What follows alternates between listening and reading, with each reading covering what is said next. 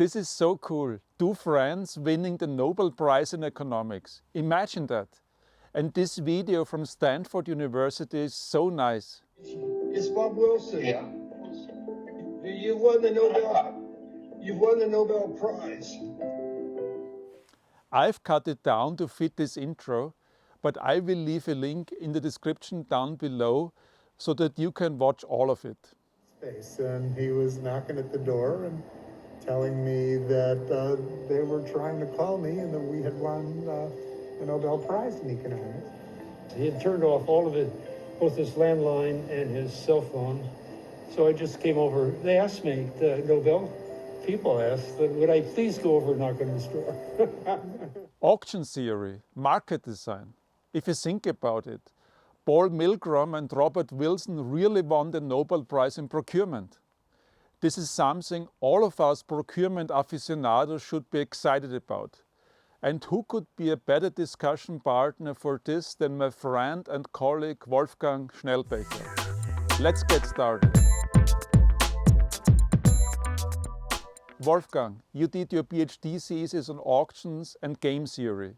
Could you explain to us the work of Milgram and Wilson and what it means for procurement?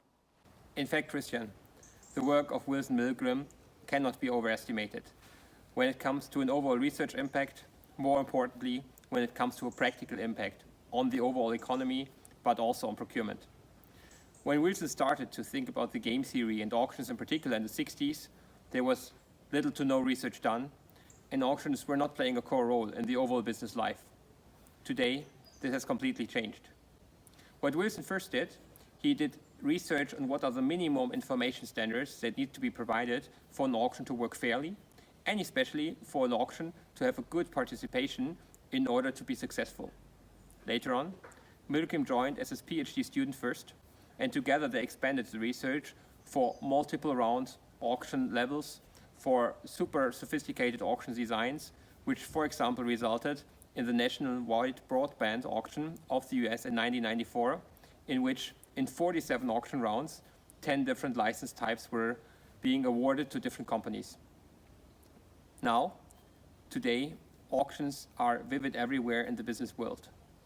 They're applied when it comes to fishing licenses being distributed amongst governments, when it comes to landing rights for airplanes, when it comes to everybody's households selling their own things via eBay, and frankly speaking, every Google ad is being auctioned today.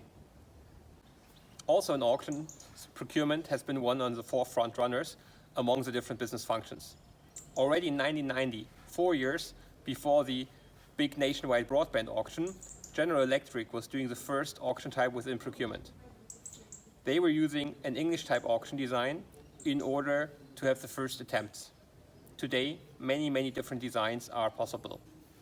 English designs where when many suppliers see each other and bid each other down transparently.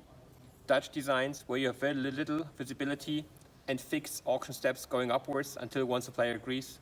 There's Japanese designs. There's multiple designs when it comes to different transparency, when it comes to different visibility, and also different pricing steps. Now, what's important for CPOs is three things. Number one, encourage your overall procurement team to use auctions in the day-to-day life. Whenever you can specify things, you can auction them. And whenever you have sufficient market coverage, the auction results will be super superior to the overall results from, for example, a face-to-face negotiation. Second, engage your procurement staff on what the best auction design is.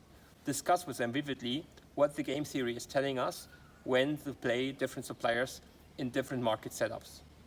These discussions you will see you enjoy, and they will also lead to a more sophisticated thinking of your overall procurement functions.